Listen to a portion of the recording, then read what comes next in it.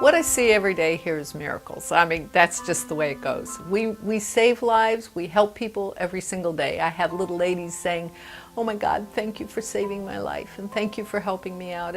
And that's exactly what makes me so interested in being here. I've been here almost 9 years now, and it's just one of those things that I love doing what I'm doing because I do see how we help the community. Every single day, somebody comes in here, that we're their last resort. We are their last resort. And when we get in, they get in here and we start helping them, and their heads are held high and they're treated with respect and dignity, and they leave here and they feel like, you know, those people really care about us. One of the problems we have with the access to healthcare is that if they don't have any insurance, the only place to go is the emergency room. And most of the emergency room here are clogged up from emergencies, and that's not the place for them to go.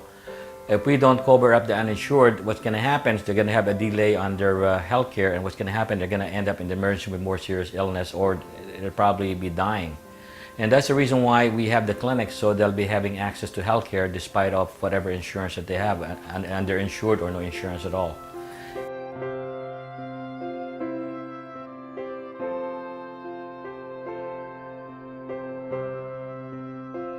Well, you know, the wonderful thing about our pharmacy is it was founded in 1999, and because it was founded in 1999, we were very blessed to be able to service our Charlotte County residents that didn't have an opportunity to have medication. We spent about, last year alone, $62,000 just on medications out of our operational budget for our pharmacy, because the money is just not there. It's not there in the pharmaceutical organizations, it's not there with our vendors, and it's certainly not there with the physicians now because everybody's been impacted in the economy. So we really have to look at our donors and our supporters in the community to help fund our pharmaceutical operation here at our clinic.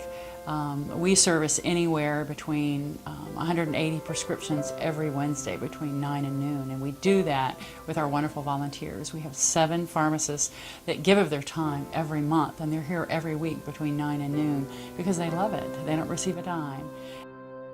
I had some health issues that made me sympathize but also respect patients and their right to dignity and their right to have medical care even though they can't afford it. And it's made me even more sensitive to what their issues are. And although I can afford my medications and I can afford to see the doctor, many of these people a year ago could do that, and now they can't do it. Now, I was diagnosed with lung cancer in 2007, and the symptoms were simply a cough. Had I not gone into my doctor for my regular annual checkup, I wouldn't be here talking to you today. Now, a lot of people that develop a cough don't go to a doctor because they don't have health care, they don't have insurance. We have had people come to our clinic with a cough or a cold or what they thought was a sinus infection. They find out it was cancer in their sinuses, or they find out it was lung cancer. And we've been able to get those folks treated, which they would have been dead had they not come to our clinic. I'm only part of a team. I'm one of the members of the dedicated people who work together to accomplish the same goal and mission to help the people who otherwise have no access to any kind of health care. And again, every day, I am in the front line. We do our best to save lives, and we have done that many times over.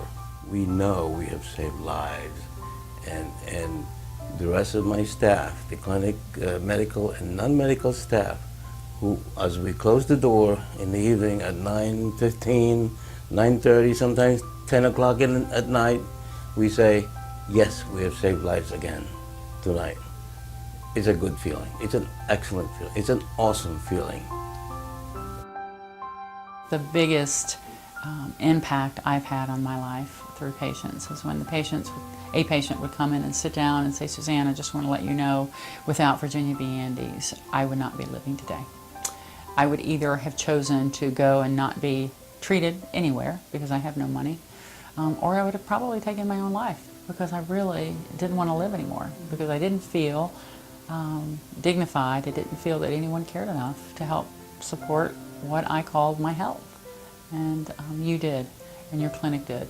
And I think that's what is the reason why I'm here, and I do what I do.